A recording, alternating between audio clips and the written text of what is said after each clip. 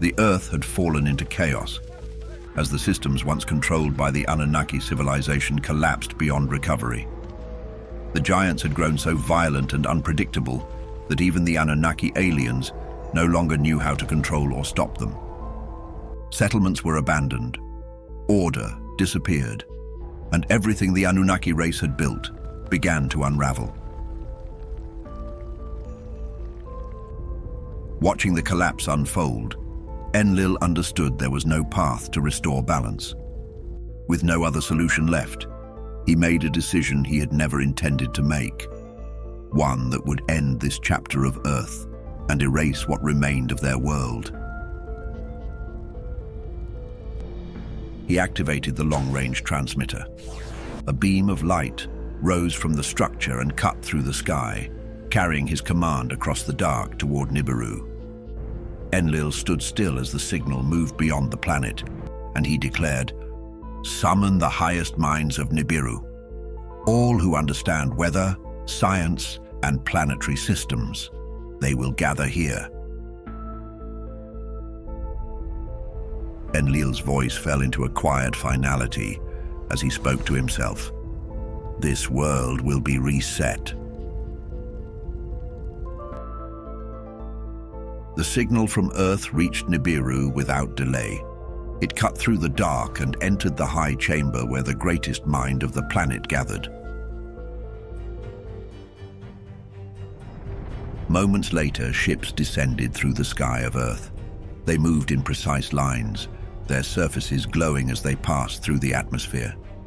One by one, they landed near the command structure. The doors opened and the scientists stepped out. They moved quickly inside. The chamber filled with quiet movement as projections rose into the air. The surface of Earth rotated before them, showing broken settlements, empty mines, and wide regions where nothing moved in order anymore. Enlil stood at the center of the chamber, the shifting projections casting cold light across his face as the broken systems of Earth unfolded before the gathered Anunnaki scientists. The collapse of the Anunnaki civilization on the planet was again a possibility. He stepped forward with controlled authority, his hands moving behind his back as his gaze sharpened, and Enlil declared, "You are looking at the end of the Anunnaki system on Earth. The labor has collapsed, the balance has failed, and what we built can no longer sustain itself." A low tension moved through the chamber as the Anunnaki beings studied the data, their expressions tightening while the projections shifted into planetary simulations. Enlil raised his hand, guiding their focus upward toward the atmosphere itself, his voice steady but carrying a calculated weight, and Enlil explained, "This planet was always designed with controllable systems. The Anunnaki aliens understood its cycles, atmosphere, oceans, and temperature, but now we will use that knowledge to reverse everything. We will dismantle this world." The projection shifted as massive polar ice fields appeared, glowing under redirected energy streams. With a calm precision that left no room for doubt, Enlil continued, saying, "The first phase begins at the poles. We will redirect thermal energy across the atmosphere, forcing heat into regions that have remained stable for ages. The ice will weaken, fracture, and collapse into the oceans, releasing volumes of water the surface cannot contain." One of the senior Anunnaki scientists leaned forward, tension visible in his posture as he processed the scale of the plan, and the scientist responded, "If the release is that sudden, the oceans will not stabilize. The water will surge toward every low region at once, overwhelming all land structures." Enlil nodded slightly, his expression unmoved. And Enlil replied, "That is exactly the intention. The rise must be fast enough to prevent adaptation. There can be no time for the species below to respond." The simulation evolved as violent ocean currents spread across the surface, crashing into continents with growing force. Enlil stepped closer to the projection, his voice lowering as the weight of the next phase settled over the chamber. And Enlil continued, "The second phase ensures total coverage. We will alter wind systems across the planet, generating continuous storm formations over the largest bodies of water. These storms will not pass. They will remain, driving waves inland and breaking every remaining boundary between sea and land." Another Anunnaki scientist straightened, a note of urgency entering his voice as he analyzed the unfolding patterns, and the scientist added, "With sustained pressure like that, the coastlines will fail completely. The oceans will consume everything beyond the highest elevations." Without hesitation, Enlil met his gaze, his tone absolute, and Enlil confirmed, "There will be no safe elevation." Dark storm systems filled the projection, lightning tearing across endless cloud formations as rain began to fall in relentless waves. Enlil's posture remained rigid, but his voice carried a deeper, almost final weight as he moved into the last stage of the plan, and Enlil declared, "The final phase completes the reset. The atmosphere will remain in constant saturation. Rain will fall without interruption. Rivers will overflow beyond their limits, and the ground itself will release everything it holds. The surface will be completely submerged beneath the rising waters."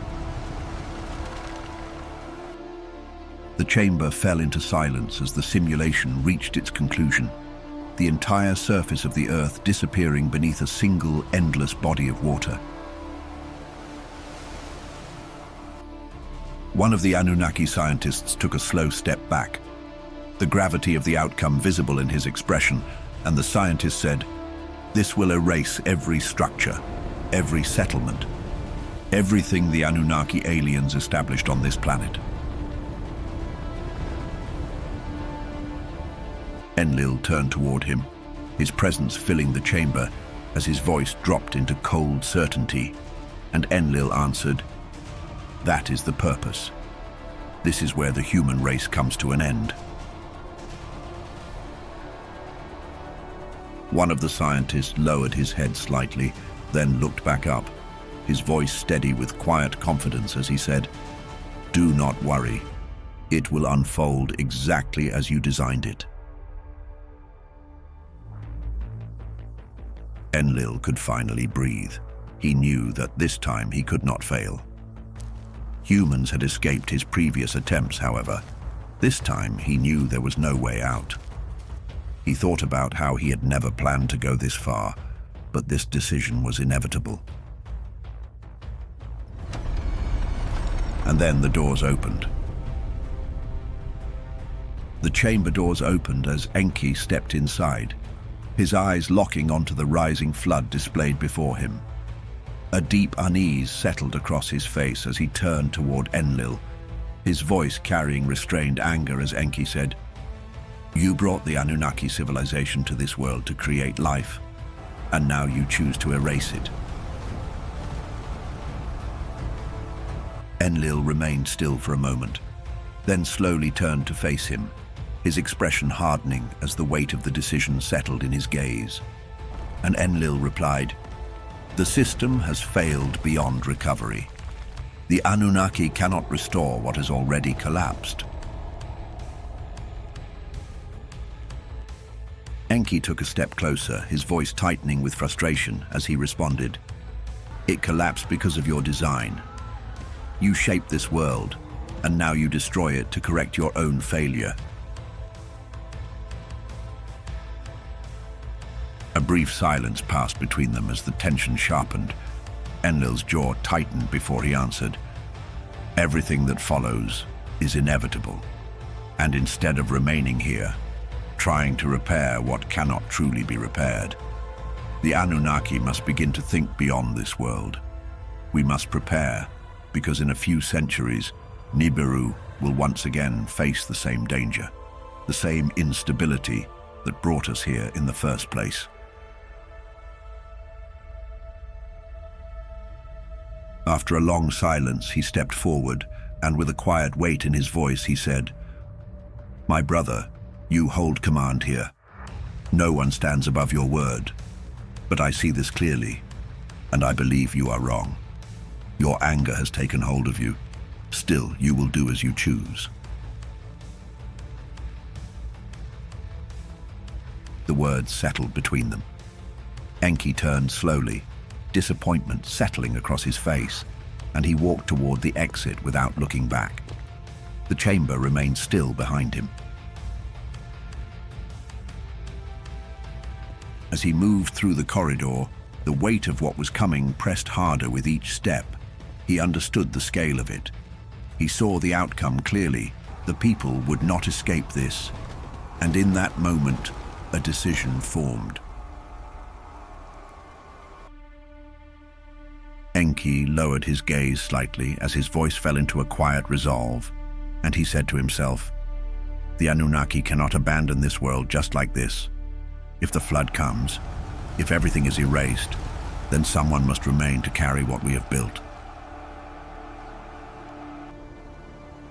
Night settled over the land, but the air carried a strange weight, as if the sky itself was preparing to move. Fires burned low across the settlements, and the people gathered close to their homes, unaware of what was already set in motion above them. At the edge of one village, near the silent path that once led to the mines, Enki stood alone for a moment, watching the distant horizon. Then he turned and walked toward the center of the settlement. He moved with purpose. Atrahasis stood among the others, speaking quietly with a small group as they planned the next day. His voice carried a calm direction as he guided them through simple tasks, organizing what little remained of their food and tools. Then he noticed Enki approaching. Atrahasis stepped forward at once to meet Enki with words, "My lord, you have come to us again." Enki stopped before him, his expression steady, and after a brief silence he said, "I came because the time has arrived for you to learn what comes next." The words shifted the air between them. Atrahasis looked at him carefully, sensing the weight behind the tone, and he asked, "What do you mean?" Enki took a slow breath, then spoke with clear intention, his voice calm but carrying a firm gravity as he said, "The world as you know it is about to change. The land, the sky, the waters, all of it will move together." Atrahasis frowned slightly, trying to understand, and he responded, "We have seen change before. The drought, the hunger, we endured it." Enki lowered his gaze for a brief moment, then lifted it again and continued, "This will not unfold like anything you have seen. This will cover everything." The words settled heavily. Atrahasis stepped closer, his voice tightening as he asked, "What will happen?" Enki looked directly at him, then spoke slowly, making each part clear. "Enlil has made his decision. He will reshape this world. The waters will rise across the land. The rivers will grow beyond their paths. The seas will move inward. Storms will carry the water further. The ground will no longer hold what stands upon it." Atrahasis stood still, absorbing each word. After a moment, he asked quietly, "Can the people escape it?" Enki held his gaze, his voice firm as he replied, "The movement will reach every part of the land. It will move faster than any path you can follow. It will rise higher than any shelter you can build." Atrahasis lowered his head slightly, then looked back up as he said, "Then why do you tell me this?" Enki stepped closer, his presence steady, and his voice softened just enough to carry a different weight as he answered, "Because you will not face it as the others do." Atrahasis' eyes sharpened as he asked, "Why me? Other people deserve to be saved just as much as I do. Why choose me?" Enki studied him for a moment, then replied with calm certainty, "You have led your people through every trial.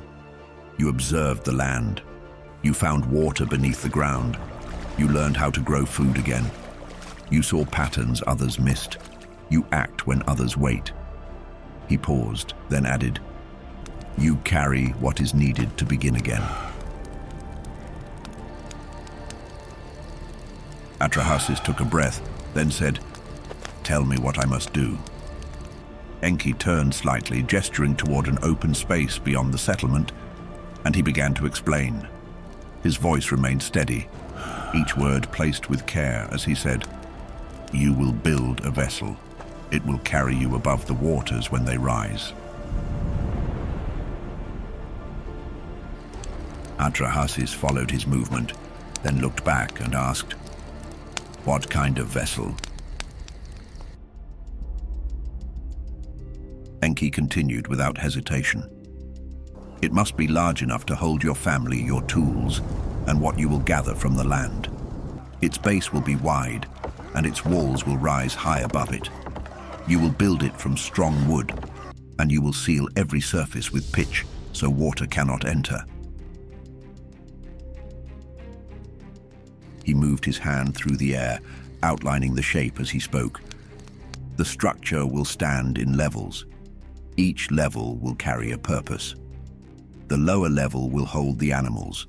The middle will carry supplies. The upper will remain for you and your family." Atrahasis listened closely, his eyes fixed on the invisible form taking shape before him. Enki continued, his voice steady as he said, "You will gather pairs of animals from the land. Each kind that walks, each kind that moves through the air. You will bring them inside. They will remain with you." Atrahasis nodded slowly, then asked, "And the plants?" Enki answered at once, "You will collect seeds, grain, roots, fruits. Take what grows in the fields and what grows in the wild. Store them in sealed containers. Protect them from water. These will return life to the land when the waters fall." Atrahasis absorbed the instruction, then asked, "Who will come with me?"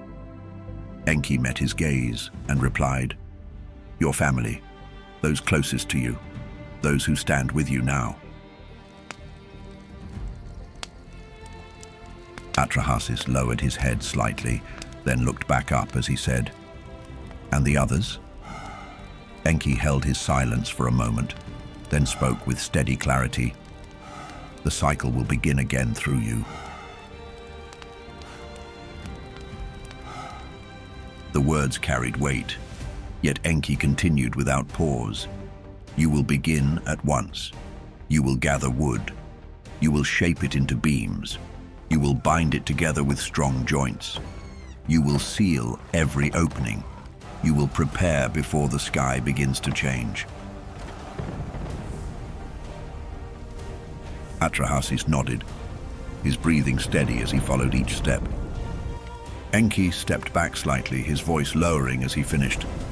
When the waters rise, you will enter the vessel. You will close it behind you. You will remain inside until the land reveals itself again.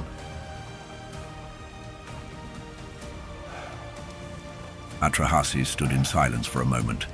Then he said with firm resolve, "I understand what is being asked of me, and I won't turn away from it. I will do as you have instructed." Then Enki told him, "I know that you worry about the other people from the village, but you must understand that if all of you start building vessels, Enlil will see it, and then the earth will be finished forever." In those days, Atrahasis worked without pause. He gathered his family and the few he trusted most, and together they shaped the vessel piece by piece. Strong beams rose from the ground, thick walls formed around them. Layer after layer, they sealed every surface with pitch, pressing it deep into the wood so water could not pass through. Days turned into weeks and weeks into months. The structure grew larger with each passing cycle. Inside, they divided the space just as Enki had instructed. The lower level filled first. Animals were brought in slowly, one kind at a time. Some resisted, pulling against ropes, while others moved forward with uneasy steps. The sounds of hooves, wings, and low calls filled the enclosed space. Then the seeds followed. Atrahasis stored them carefully, placing them into sealed containers, protecting each one as if it carried the future itself. Grain, roots, and fruit seeds filled the middle level. And then suddenly the ground began to change. Water gathered along the lower paths. At first it moved slowly, filling the shallow spaces between the land. But with each passing day it rose higher. The soil softened under their feet. The air grew heavier. One morning, Atrahasis stood beside the vessel, the water already reaching his ankles. He looked across the land as the surface shifted, and then he turned toward the entrance. At that moment, Enki arrived. He stepped through the rising water, his presence steady as he approached the vessel. Atrahasis moved toward him at once, his voice carrying urgency as he said, "Everything is ready. The vessel stands as you described." Enki looked over the structure, his eyes moving across its form, and then he nodded slightly. His voice carried quiet approval as he said, "You built it well. It will carry you through what comes." Atrahasis stepped closer, then asked, "What happens after?" Enki held his gaze, then spoke with calm certainty, his words clear and direct as he said, "What you carry here will shape what follows. The knowledge you hold will remain with you. You will pass it forward, but you will guard its source." He paused briefly, then continued, "You will teach them how to build, how to shape stone, how to raise structures that stand beyond time. From this knowledge, great works will rise." Atrahasis listened without breaking focus. Enki stepped closer, his tone lowering as he added, "You will share the knowledge, but you will never reveal where it came from." The words settled between them. Then Enki stepped back and said, "This is the final time we stand together." Atrahasis lowered his head slightly, then lifted it again, his voice firm as he replied, "You have guided us through everything. I carry your words with me." Enki looked at him for a moment, then spoke one last time, his tone calm but certain as he said, "I trust what you will become." The water continued to rise around them. Atrahasis turned toward the vessel. He moved through the entrance, guiding his family and the others inside. One by one, they stepped into place. Then he reached for the final barrier. He pulled it into position, sealing the entrance. Heavy panels closed, locking into place as the last light from outside faded. In the following weeks, the water kept rising. At first, it moved through the lower paths and filled the spaces between the homes. Then it climbed higher, pressing against the walls of every shelter. The ground softened under its weight, and one by one, the houses gave way. Wood cracked, clay dissolved, and entire villages sank beneath the surface. From the vessel, Atrahasis stood on the upper level and watched as the last roofs disappeared. The land that once held life slowly vanished under a moving sheet of water. Above the clouds, the Anunnaki prepared their departure. Their ships stood in perfect formation across the surface, their structures glowing with controlled energy as the final sequences activated. A low vibration spread through the air as the engines came to life, steady and powerful, resonating across the flooded world below. One by one, the vessels lifted from the ground. The motion was smooth and deliberate. The last traces of their presence remained for a brief moment, marks in the soil, structures left behind, before the rising waters erased them completely. From within the ships, the Anunnaki aliens watched in silence. The planet they had shaped, controlled, and ruled for generations now stretched beneath them as a single, endless ocean. The land had disappeared beneath the flood, and with it, the system they had built. The Anunnaki civilization on Earth had reached its final moment. The ships rose higher, breaking through the cloud layers as storms continued to move across the surface. Lightning flashed below them, illuminating the vast waters that now covered the world. Above the storm line, the sky opened into stillness. The chaos of Earth faded beneath them, replaced by silence. The fleet gathered into formation once more, aligning with precision before the long journey began. A final pulse of energy moved through the vessels, and then they accelerated, leaving the orbit of Earth behind. The planet grew smaller behind them, its surface hidden beneath clouds and water, until it became nothing more than a distant sphere in the dark. Their course was set toward Nibiru. Through the vastness of space, the ships traveled in controlled paths, guided by systems the Anunnaki had refined over countless journeys. Time moved differently in the silence between worlds, measured only by distance and motion. Within the vessels, the Anunnaki secured what they had gathered, vast reserves of gold, extracted over generations, now stored and preserved for the survival of their home. Nibiru awaited them. As the planet came into view, it appeared as a distant glow at first, then slowly formed into a world they knew well. Its surface carried the marks of time and strain, a planet that depended on the resources they had brought back. The ships entered its atmosphere in synchronized descent, cutting through layers of cloud before returning to the structures that stood waiting for them. They had returned home.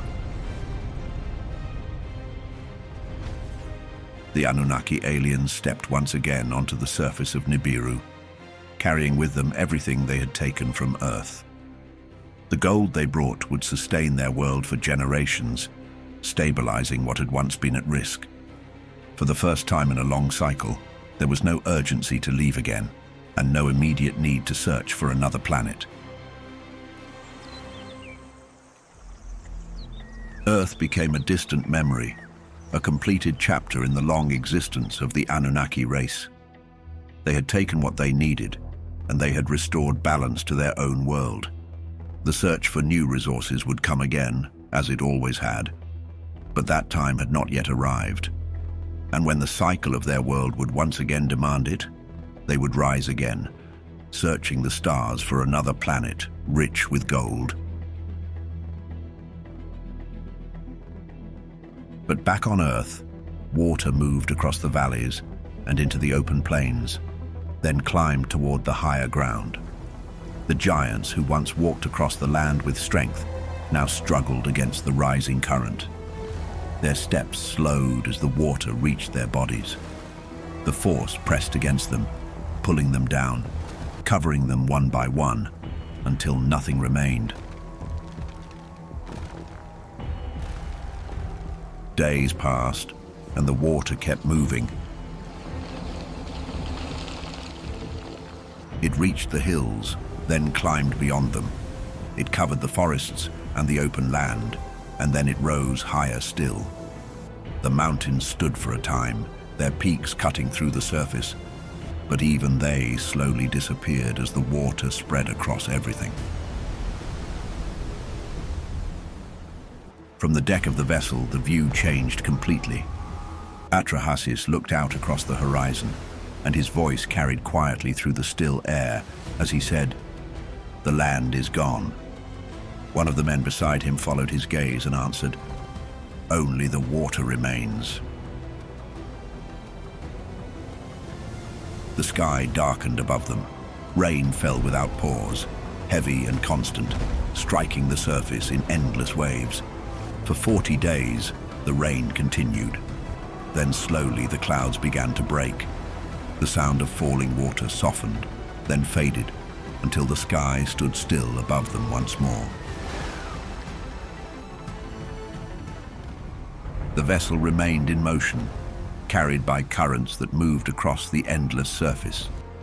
The water held its height for many days, then began to shift. Slowly, almost without notice, it started to fall. One morning, Atrahasis stood at the edge of the vessel when something broke through the line of water. A small peak appeared. Atrahasis leaned forward slightly, his voice steady as he said, "The land returns. After everything that has been lost, it's still there." The others gathered beside him, their eyes fixed on the same point as the shape slowly grew clearer with each passing day. The water continued to fall until the vessel settled against solid ground once again. Atrahasis moved through the vessel, opening each section as he had prepared. The animals stepped out slowly, returning to the land. The seeds followed, carried carefully into the open air. Then the work began again. Atrahasis stood among the others as he showed them how to prepare the ground. His voice carried steady instruction as he said, "Place the seeds beneath the earth. Give them water. They will grow again." He guided them through each step.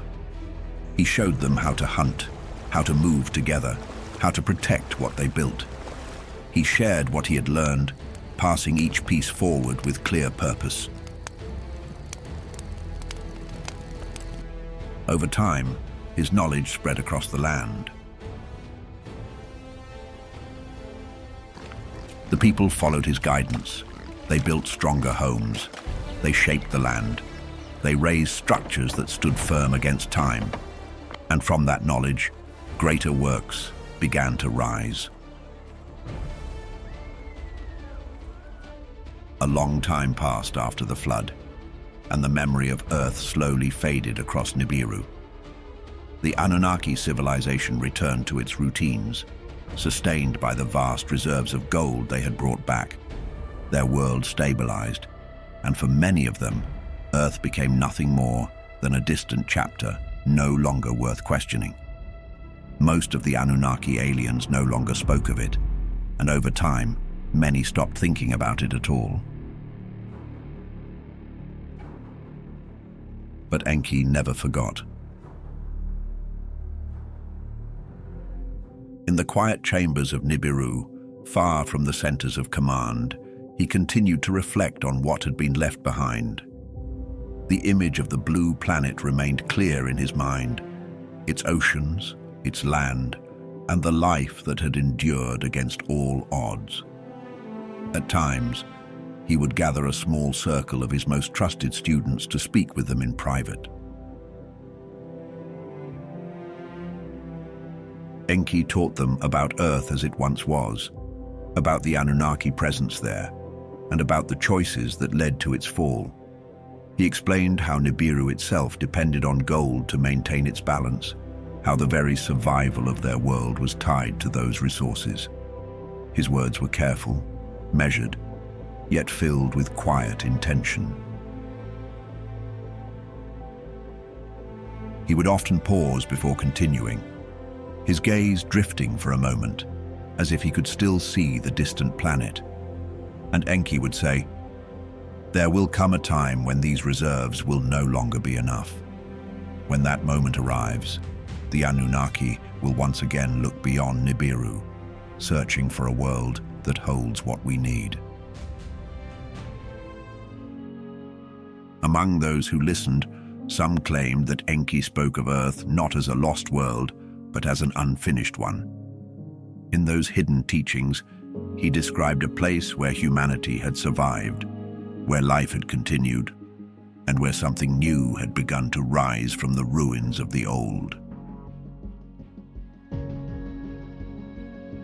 Enki knew that humans had endured. He knew that the flood had not erased them completely, but he did not know how far they would one day go. He could not see the distant future in which they would rise again, building civilizations of their own, shaping the world in ways no longer guided by the Anunnaki, and eventually reaching toward the sky with their own creations, machines that would carry them through the air, what they would one day call airplanes.